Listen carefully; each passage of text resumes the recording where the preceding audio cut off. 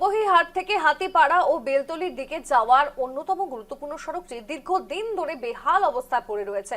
রাস্তার বিভিন্ন অংশে তৈরি হয়েছে বড় বড় গর্ত, ফলে প্রতিদিনই ঝুঁকি নিয়ে এই সড়ক দিয়ে যাতায়াত করতে হচ্ছে সাধারণ মানুষকে।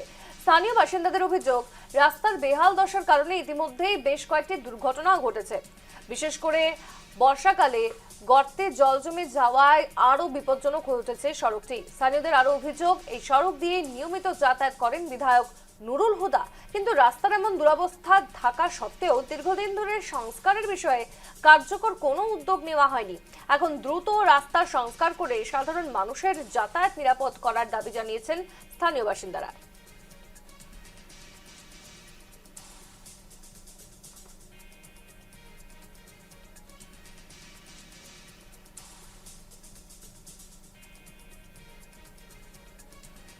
রূপহী হাট থেকে প্রতিবেদন তুলে ধরেছেন আমাদের প্রতিনিধি মুকশিদুল। দেখুন, আমি এই মুহূর্তে উপজেলা আছি রূপহী হাটে। আর রূপহী হাটে দেখা যাচ্ছে রূপহী হাট থেকে হাতিপাড়া যাওয়ার যে একমাত্র সড়ক, আর সেই সড়কে মাঝে মাঝে দেখা যায় বড় বড় গর্ত তৈরি হয়েছে। আর আমি সেই দৃশ্য দেখাচ্ছি, গাড়িও পাল্টি খেয়েছিল এই সড়কে। আর সেই দৃশ্য আমি দেখাচ্ছি যে কিভাবে বড় বড় গর্ত তৈরি হয়েছে। আর সেই রাস্তা দিয়ে দেখা যাচ্ছে প্রায় 10,000 মানুষ এই রাস্তা দিয়ে চলাচল করে, কিন্তু স্থানীয় এখানের বিধায়ক, কংগ্রেসী বিধায়ক নুরুল হুদাও এর সড়ক দিয়েও চলাচল করে, কিন্তু বিধায়কও কোনো গুরুত্ব দেয়নি এই সড়কটি নিয়ে, বা এই বিভাগীয় কর্তৃপক্ষ এই সড়ক নিয়ে কোনো গুরুত্ব দেয়নি বলে যে অভিযোগ করেছে এই স্থানীয় বাসিন্দা।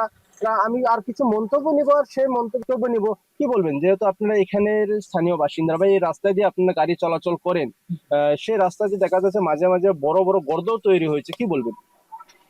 এটা মানে যে কারণে হোক আমাদের এই রাস্তাটা ঠিক করে দিতে লাগে।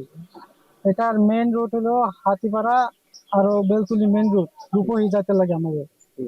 তো এখানে তো ডেইলি অ্যাক্সিডেন্ট হচ্ছে গাড়ি, আর টমটম ডেইলি একদিন না একদিন পাল্টি হচ্ছে ডেইলি।